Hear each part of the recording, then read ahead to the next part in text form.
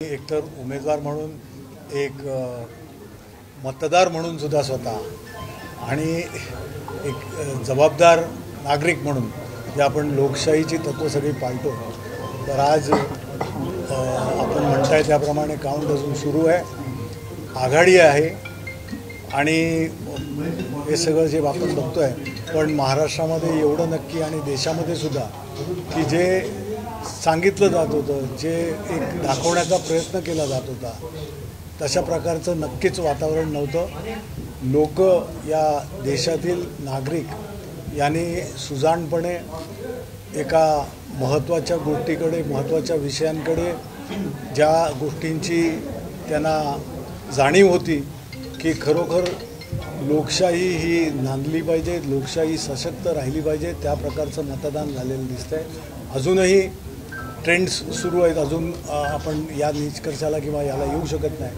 परंतु बघता आणि ज्या पद्धतीनं खास करून महाराष्ट्रामध्ये शिवसेना उद्धव बाळासाहेब ठाकरे पक्षाकडे ज्या रीतीनं जे राजकारण झालं गेल्या 2-2.5 वर्षांमध्ये, तर एक पुन्हा फिनिक्स पक्षासारखा जो आज आपण उभे राहिलो, उद्धवजींचं नेतृत्व हेच बोलकं आहे. महाविकास आघाडीचं नेतृत्व उद्धवजी, शरदचंद्र पवारजी, काँग्रेसचे नेते हे सगळे करत होते आणि महाविकास आघाडीचं जे आकडे तुम्ही बघतायत यामध्ये सुद्धा वाढ झालेली तुम्हाला आता थोड्या वेळात निश्चितच दिसेल. अनिलजी, दिल्लीत इंडिया आघाडीच्या होणाऱ्या सगळ्या बैठकांना सातत्यानं तुम्ही प्रतिनिधित्व करत होता. आता पुढची वाटचाल म्हणजे सकाळी संजय राऊत यांनी बोलताना इंडिकेशन दिलं की राहुल गांधी यांची त्यांनी परिस्थिती केली, त्यांनी तुफान आणलं. कोणत्या पंतप्रधान पदाचा चेहरा म्हणून इंडिया आघाडी बघते? सर्व इंडिया आघाडीच्या घटक पक्षांचे जे शीर्ष नेतृत्व आहे ते या बाबतीमध्ये लगेच बसतील आणि चांगला निर्णय देशाच्या हिताचा, लोकशाही सुदृढ आणि लोकशाही सशक्त करण्याचा निर्णय होईल. पण जर इंडिया आघाडी सत्तेत आली तर पंतप्रधान पदाचे दावेदार कोण कोण आहेत असं तुम्हाला वाटतं? आता सगळ्या नेत्यांनी आपापलं योगदान दिलेलं आहे. कोण कोण? उत्तुंग सगळे नेते आहेत. शिवसेना पक्षप्रमुख आदरणीय उद्धवजी आहेत की ज्यांनी एक पुकार दिला, ज्यांनी एक पहिलं पाऊल टाकलं की या देशामध्ये कशा प्रकारे लोकशाहीला धोका होऊ शकतो.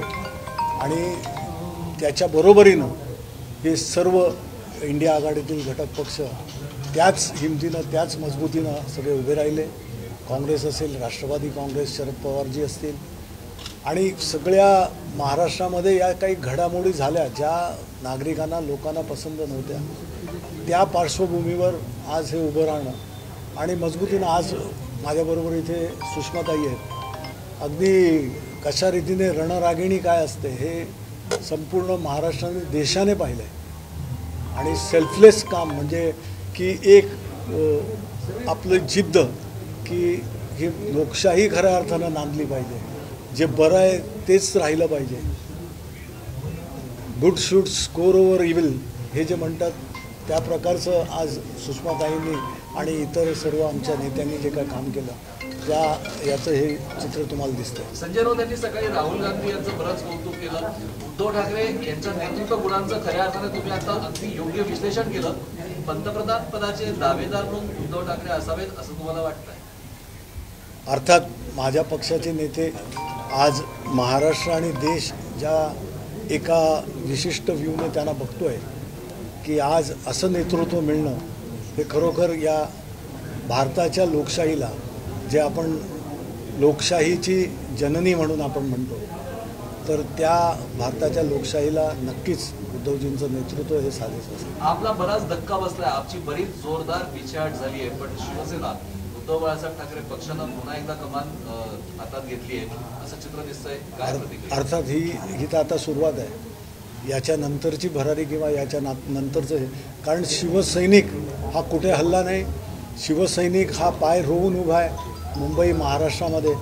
आणि हे जे काही श्रेय असेल ते उद्धवजी, आदित्यजी, शिवसेनेचे सर्व नेते यांच्या बरोबरीनं तेवढंच महत्त्वाचं हे श्रेय सर्व शिवसैनिकांना आहे. अजूनही निकाल पूर्ण स्पष्ट झाला नाहीये. अजूनही टसल सुरूच आहे. एनडीएच पुन्हा सत्तेत आली तर बघू ना, मुकाबला अब चल रहा है, पुढे देखो, अब तो फोटो फिनिश होगा. हे सगळे कार्यक्रमाची जबाबदारी सर पवार समोर आली आहे. काय सांगाल आपण? ते लीड करणार आहेत काय हे सगळे कार्यक्रम जे झालेले आहेत त्याच्या जबाबदारी सर पवार समोर आली आहे की ते लीड करणार आहे, कोण म्हणजे समन्वय साधणार आहे. अर्थात शरद पवारजी आज सगळ्यात एक मोठं अनुभवी, आज त्यांच्याजवळचा जो अनुभव, मोठं नेतृत्व आहे, टोलेजंग नेतृत्व आहे आणि हेच सगळे शीर्ष नेतृत्व पुढच्या ज्या काही पुढचे डिसिजन्स असतील ते करते. आणि नितीश कुमारांना प्रधानमंत्री असा ऑफर देण्यात आली आहे. कुठल्या गावचे मी बोलणं ते योग्य होणार नाही. नितीश कुमारजी सुद्धा वयाने आणि याने खूप मोठे आहेत, पण घेतलेल्या ज्या काही राजकारणामध्ये काही पावलं टाकली जातात, काही डिसिजन्स घेतले जातात, त्याचे सेटबॅक्स वगैरे सगळ्या या गोष्टी येत असतात, तर तो त्याचा भाग आहे. मला बऱ्याच वेळापासून बघतोय तुम्ही शारीरिक खूप थकलेले दिसताय, पण चेहऱ्यावरचं तेज मात्र तुमचं म्हणजे तुम्हाला एकीकडे पेढा त्या सुषमाताई खाऊ घालत होत्या, त्यावेळेस भूक लागली असंही जाणवत होतं, पण काहीला काहीतरी मिळतंय म्हणून तुम्ही खातही होता. काय नेमकं म्हणजे पण तुमची एनर्जी ही आदरणीय हिंदुहृदय सम्राट शिवसेना प्रमुख बाळासाहेब ठाकरे यांचे आशीर्वाद आहेत, महासाहेबांचे आशीर्वाद आहेत, उद्धवजींची प्रेरणा आहे, आदित्य साहेबांचं जे त्यांचं जो काही जोश आहे, या सगळ्यामधला एक कण जरी आपण घेतला आणि साहेबांनी दाखवलेला मार्ग त्याच्यावर चालला, त्यामध्येच ही सगळी एनर्जी, ऊर्जा वगैरे हे सगळं येतं. आणि सगळ्यात मोठी ऊर्जा ही सर्व शिवसैनिक जे खांद्याला खांदा लावून देश विदेशातील प्रत्येक घडामोडींचे लाईव्ह अपडेट मिळवण्यासाठी आता साम टीव्हीच्या सर्व सोशल मीडिया प्लॅटफॉर्मला लाईक, फॉलो आणि सबस्क्राईब करा. तसंच सर्व नोटिफिकेशनसाठी बेल आयकॉन प्रेस करायला विसरू नका.